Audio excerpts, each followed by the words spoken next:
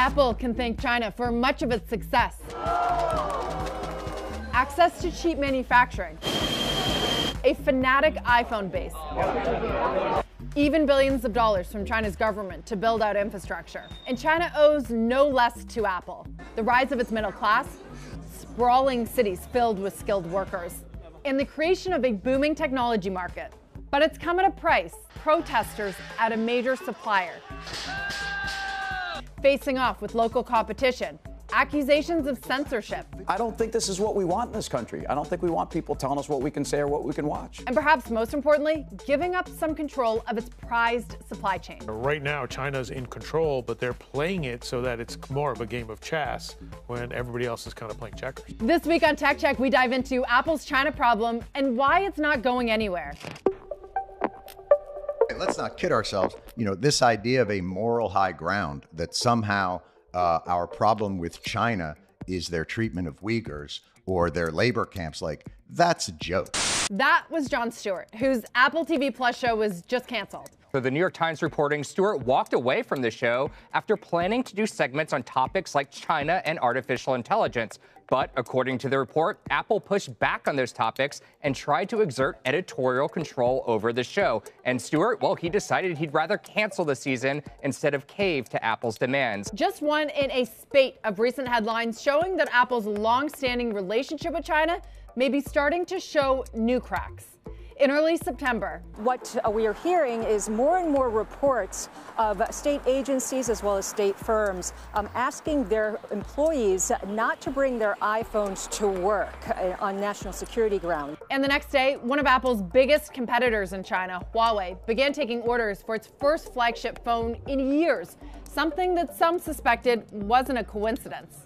It's not an accident that all this stuff about potentially boycotting Apple products comes out at just the time when the Huawei phone comes out. A few weeks later, China is cracking down on apps that allow Chinese users to circumvent the, quote, Great Firewall. This includes Instagram, X, formerly known as Twitter, Facebook, YouTube, and WhatsApp. And in late October, Chinese officials announcing a tax investigation into one of Apple's biggest manufacturers, Foxconn. You just wonder about the timing of all of these events. Is there really a pickup here in the way, or maybe the degree to which the Apple-China relationship isn't as comfortable as it used to be? Foxconn has long been a key part of Apple's success story.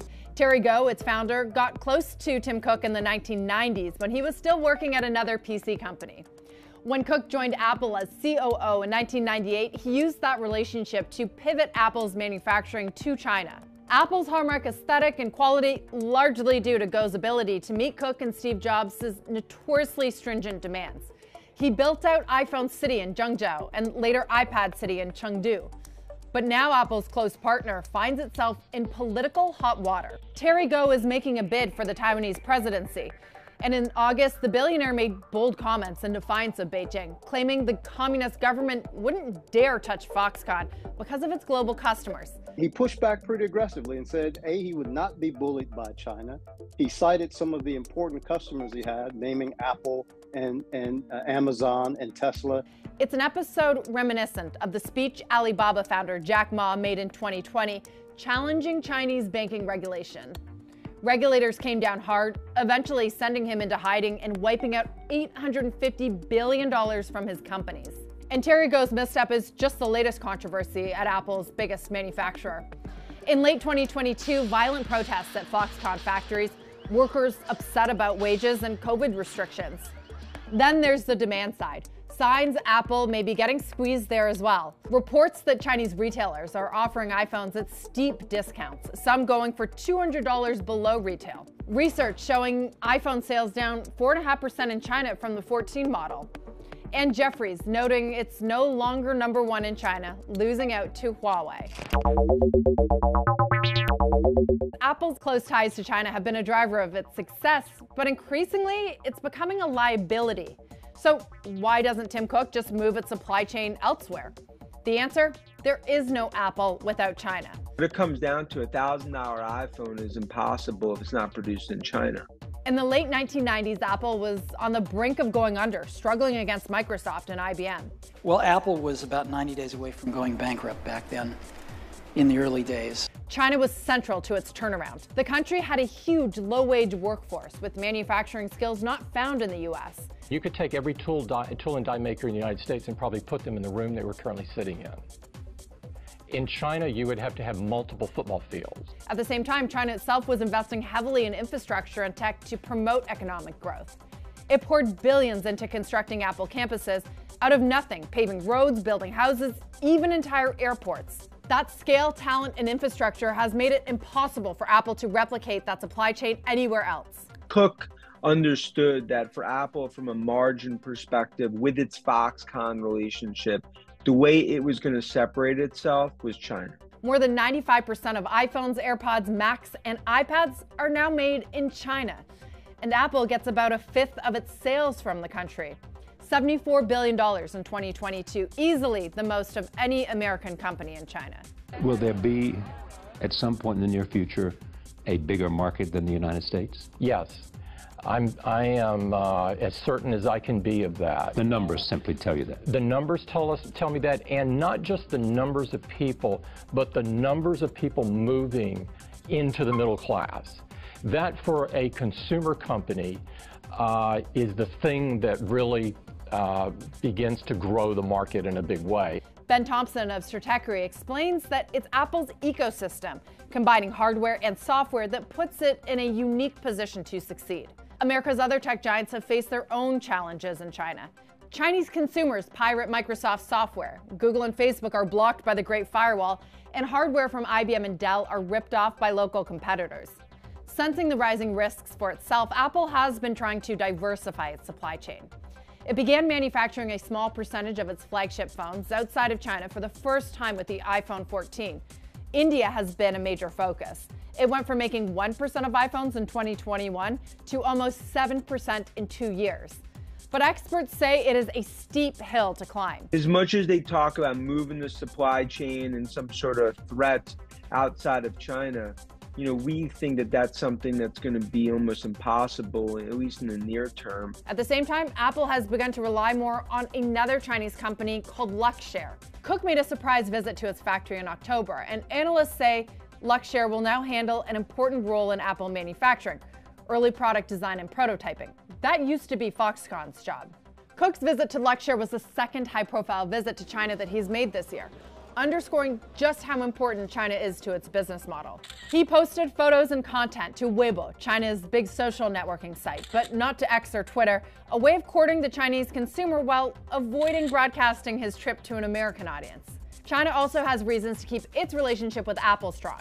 Apple is a source of pride within China, within Beijing, from President Xi downward, and that's why it's not just the second biggest employer when you look at the supply chain at peak iPhone season, but they like having Apple retail presence. It also gains a powerful American advocate. I'm actually encouraged by what I've heard most recently coming from the U.S. and from China, and hopefully we'll see some changes. Apple has a history of lobbying against policies in Washington that would limit trade with China. Cook is 20% politician, 80% CEO. Knows China probably better than any CEO out there. And, that's been one of those balancing acts because China needs Apple, Apple needs China. But as in any good relationship, Apple and China's closeness requires compromise, including Apple bending long-held principles that it's known for. In 2016, when the FBI wanted Apple to unlock the iPhone used by an attacker who killed 14 people in San Bernardino, California, Apple refused, calling the demands an overreach by the U.S. government. That cemented Apple's legacy in America as a company committed to privacy and civil liberties. Encryption for us is the same in every country in the world. We don't design encryption for the U.S. and do it differently everywhere else. But in China, Apple abides by their laws, which aren't as stringent. The New York Times has reported that Apple puts Chinese customer data on state-owned servers, potentially giving the government access to emails, photos, and locations. And a terminated Apple employee claimed that supervisors told him any app that criticizes the Chinese government should be taken down.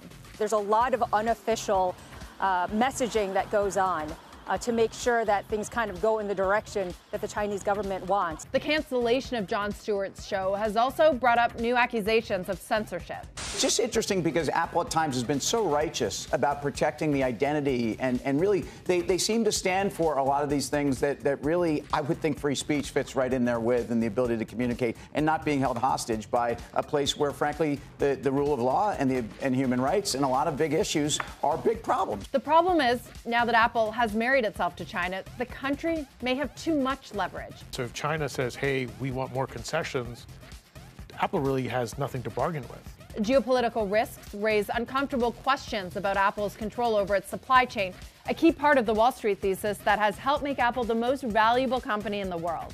Tim Cook has a doctrine going back decades: own and control the primary technologies behind Apple products. But China is where Apple is increasingly vulnerable. The pandemic exposed that when Apple repeatedly delayed the launch of its phones after COVID shuttered factories in China. The amount of influence that China can have on Apple's numbers is actually very stupendous. That said, Apple has faced headwinds before and has always come out on top.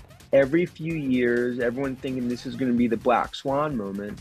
Yet, Apple comes out and cooks smelling like roses. Apple's China issues may serve as a key case study for other American companies looking east for opportunity, a valuable end market with a problematic and unpredictable government. It's a trade-off that sports leagues, asset managers, and multinationals will have to weigh.